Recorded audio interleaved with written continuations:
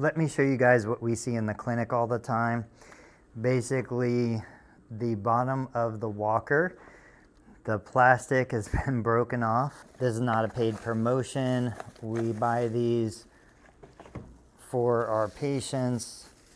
They're just the little hard plastic skis that go on the bottom of the walker. There's that screw. It's either a Phillips head or a flat head. You can use either. As you screw this in, it pulls this part down, which tightens the ski inside of there. So let me show you. You want the ski pointing forward. Get it good and snug. We'll get the other side. Okay. And there we go. So now that'll slide over pavement, rough surfaces. The tennis balls just tend to wear out way too fast. And so this gives us the opportunity to have a more durable surface.